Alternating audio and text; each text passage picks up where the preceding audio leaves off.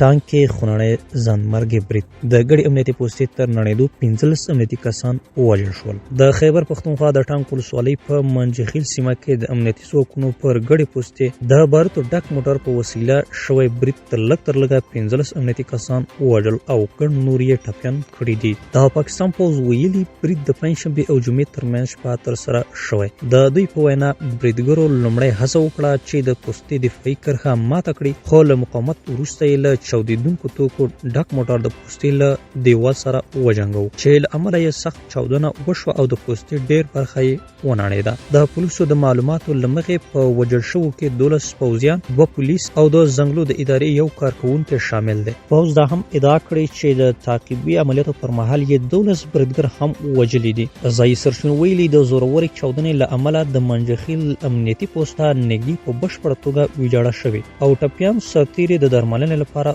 روغتونونو ته لېږدول شوي دي. له برید وروسته سیمه ییزو چارواکو په ټوله ولسوالۍ کې د 140 مادې د پلي کېدو اعلان کړی. پر عامه غونډو او غیر ضروري تګ راتګ بندیز لګولی او له خلکو یې غوښتل چې د امنیتي وضعیت تر عادي کېدو پورې په خپلو کورونو کې پاتې شي. تر اوسه هېڅ وسلوالې ډلې د دې برید مسؤلیت نه دی منلی او د سیمې امنیتي وضعیت لا هم ترنګلی بلل کېږي. د ویډیو کتلو څخه مو نړۍ مننه. تر نورو لحظه پر لحظه خبري مطالبو لپاره له موږ سره پاتې شئ. که زموږ چینل مو نه وي سبسکرایب کړی، بارکزی پولیس یوټیوب چینل در سره سبسکرایب کړئ.